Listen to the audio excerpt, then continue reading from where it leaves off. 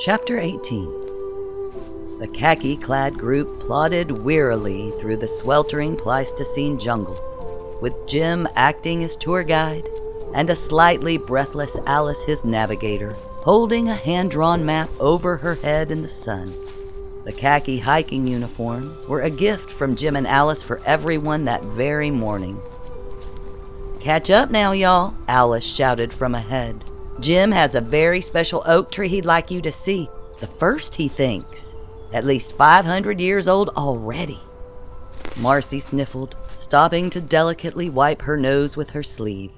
Bill placed a supportive hand on her lower back, but Marci strode ahead, ignoring his gesture while side-eyeing him, mouthing, "Ridiculous."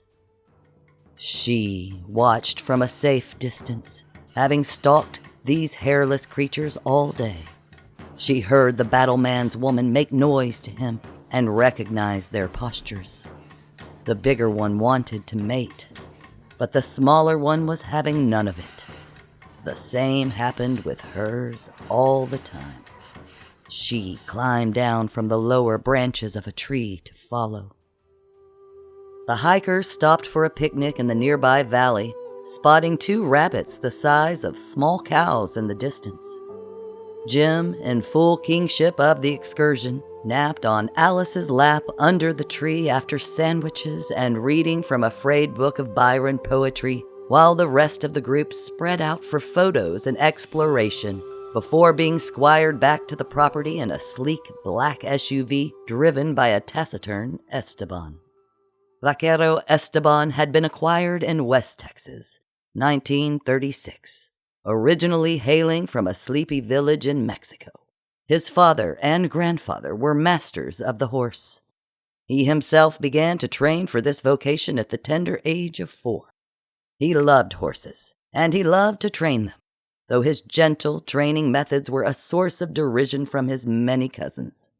He eventually left the family compound and made his way to the vast Impala Ranchero on the outskirts of the nearest city, where he worked his magic on the wild mustangs of the region.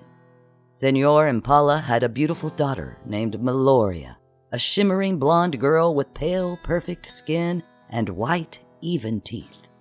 Esteban, still a young and virile man, spent his nights in fervent longing for the fair Meloria, who flirted quite brazenly, and quite often, with him, seemingly unaware of her effect on the handsome vaquero. And although Senor Impala cherished him as his horsemaster, he would never deign to have Esteban's lowly hands upon his daughter. Esteban tried to stay away from her, but she, incensed by her father's edicts, began to pursue him aggressively. One day, Esteban could stand it no longer, grabbing Meloria, kissing her passionately. But she didn't respond the way he'd hoped, leaving him hurt and confused by her contrary nature, only realizing as she backed away in horror that it had all been a game to command her father's attentions.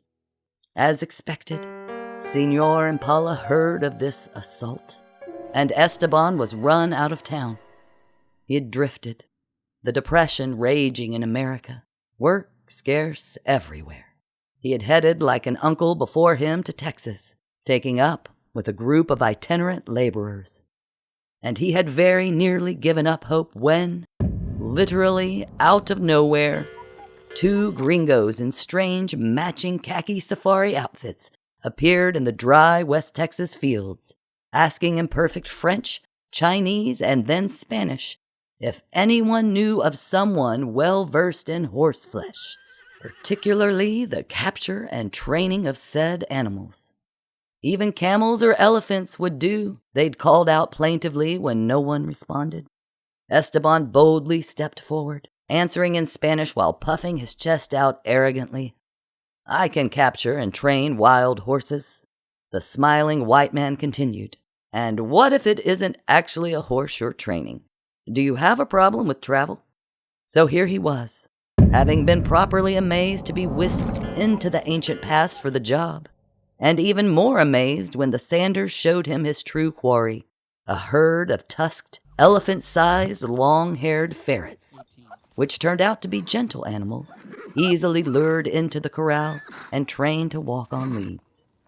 And though he was isolated on this large property here in the past, he lived very comfortably as the only upright man on a quiet earth, tending his ferrets by day, his nights spent in the stable's modest apartment, reading anything he wanted on an electronic slate by a fancy electric lamp.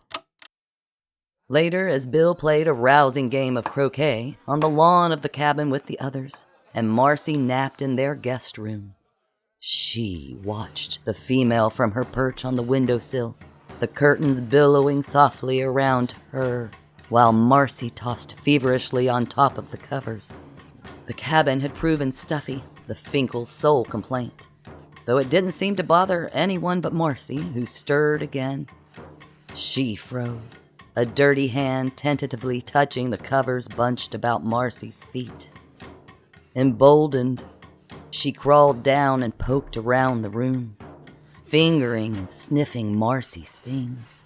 This woman of the battleman.